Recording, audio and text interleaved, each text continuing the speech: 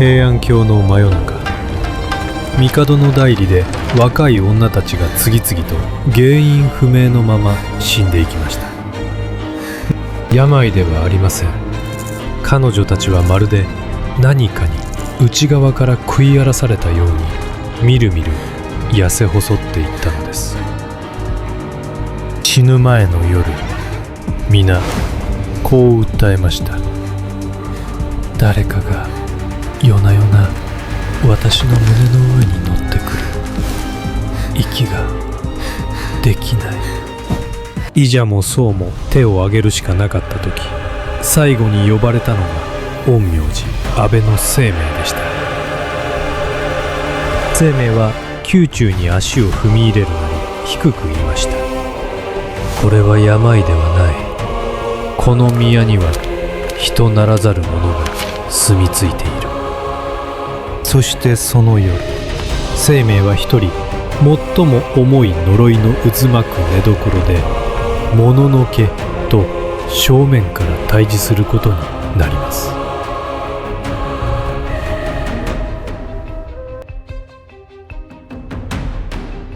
帝の妃や女房たちは理由もわからぬ恐怖に怯えていました。眠りに落ちると胸が重くなり、喉が塞がれたように息ができなくなる。朝になると顔は土色、唇は紫。鏡を見ることすら怖くなっていきます。数日もすれば骨と皮だけの姿になり、そのまま冷たくなっていきました。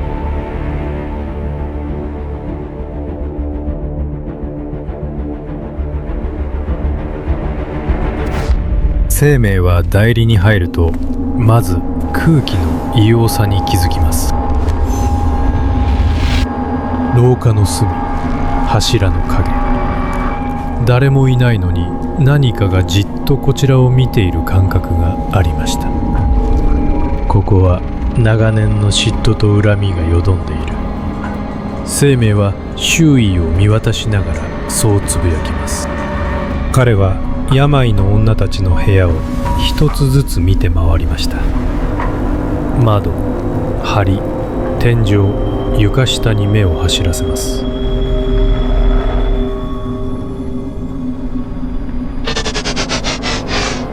目には見えない気の流れを静かに追っていきました。やがてある一室の前で足を止めます。そこだけ空気が凍りつくように冷たく重かったのです。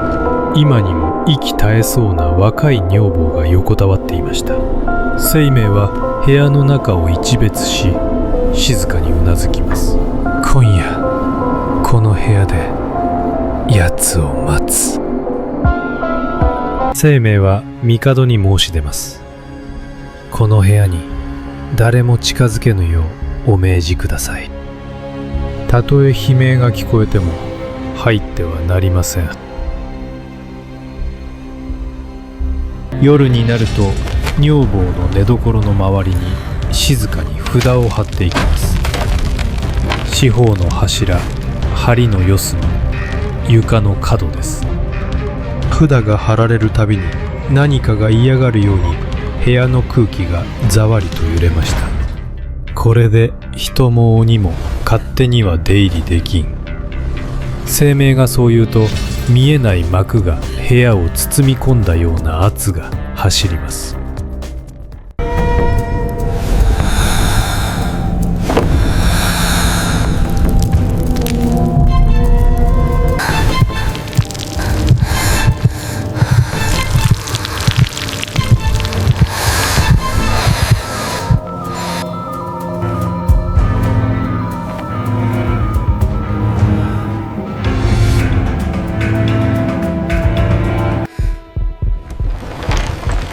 静寂の中でまず最初に揺れ始めたのは女房の細い肩でした。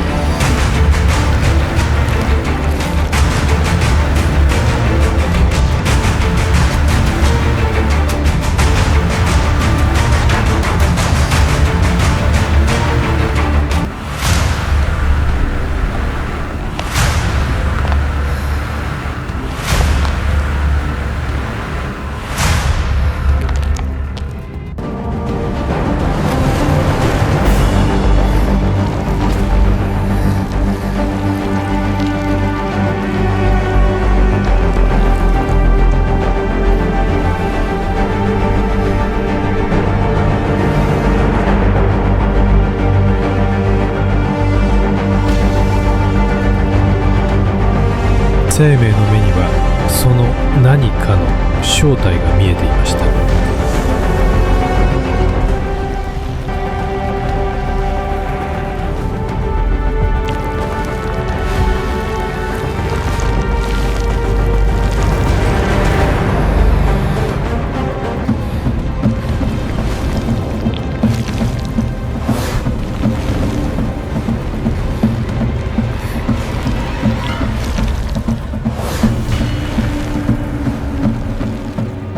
部屋の外は静かでした。しかしこの狭い空間の中で一人分の命が確実に食べられていたのです。生命はゆっくりと立ち上がります。来たな。ここから先は一瞬の遅れも許されません。もし今の場面で胸のあたりが少しでも重く感じたなら、高評価とチャンネル登録をお願いします。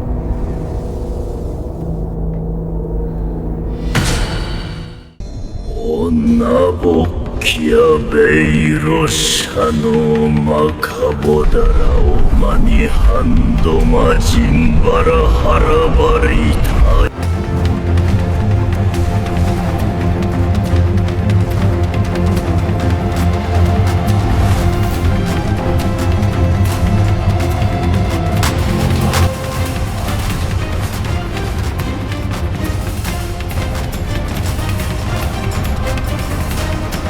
黒い塊は異変に気づき、女房の胸から離れようともがきます。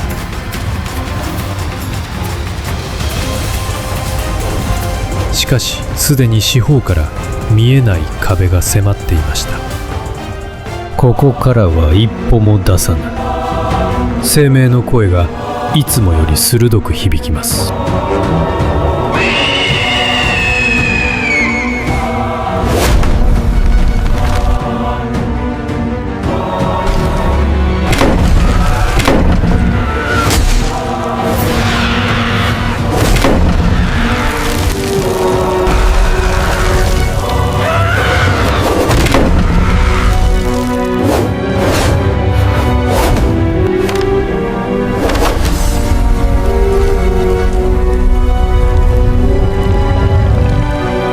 光よな、死術をやらなせな。わみに隠れし者よの情けな。黒い塊は押しつぶされるように縮み始めます。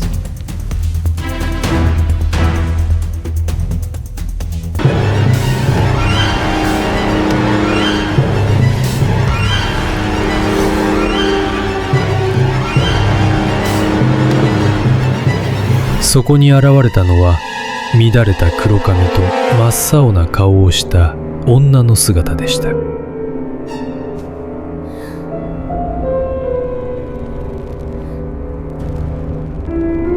女の目は真っ赤に充血し、血を流したような唇が歪みます。なぜ邪魔をする、安倍の生命。私はただ奪われたものを取り返しているだけだ。生命は一歩も引かずに問いかけます。お前は誰の恨みの形だ。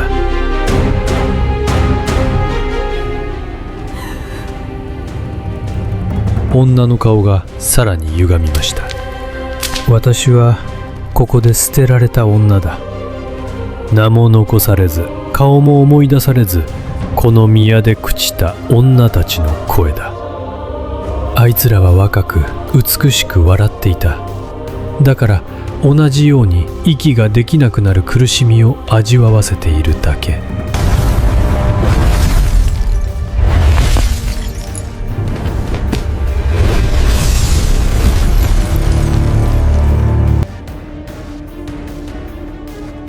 生命はほんの一瞬だけ目を閉じました。お前の恨みはこの宮に十分刻まれた。次の瞬間、彼は扇を大きく振り上げ、鋭い一声で磁棒を放ちます。